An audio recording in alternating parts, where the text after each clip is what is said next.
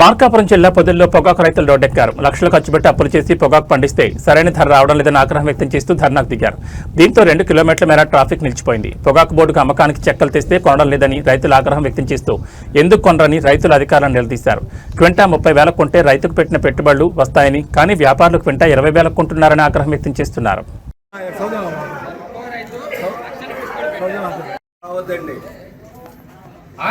చట్టాన్ని చేతిలో తీసుకోవద్దు. మీరు అన్ని విధాలు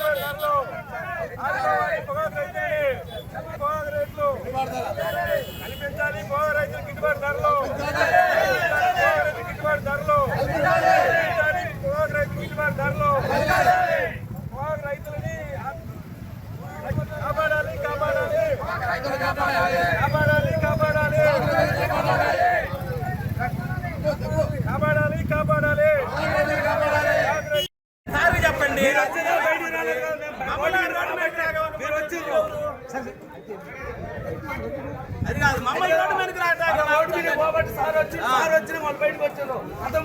నీళ్ళల్లో ఉండేది మేము రెయిన్బోలు కట్టం చేసి చేమ దాంబతకలను మేము ఉండేది బతికేది ఏం బతుకుంది. నోటీస్ ఇవ్వాలి, వాళ్ళకి రికమెండేషన్ ఇవ్వండి. ధరలు సరిగా లేవు, మన ధరలు పెంచడం చెప్పి ఈ రైతులు పోయి వాళ్ళ సూపరింటెండెంట్ గారు ఎవరు ఉంటారు కదా.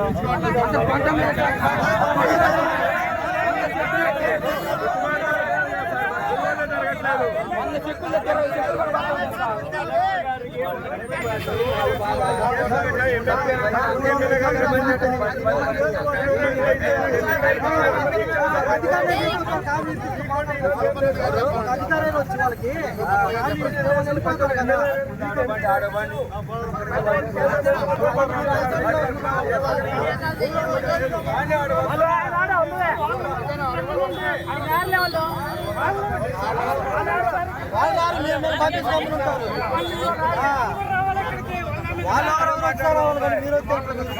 వాళ్ళకి కూర్చొని లేచింది అప్పుడే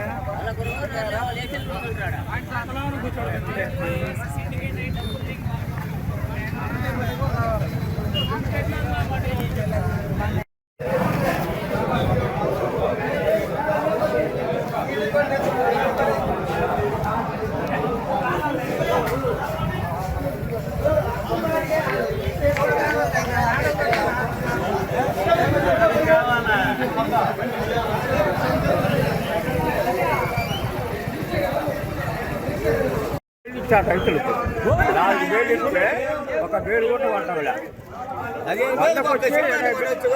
వందకి శాత పడుతుంటా అందుకు ఆశాము.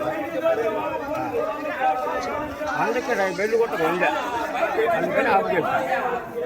రేటు గిట్ట చేసిన మేము ఒప్పుకున్నాం, దానికని ఆఫ్ చేస్తాం.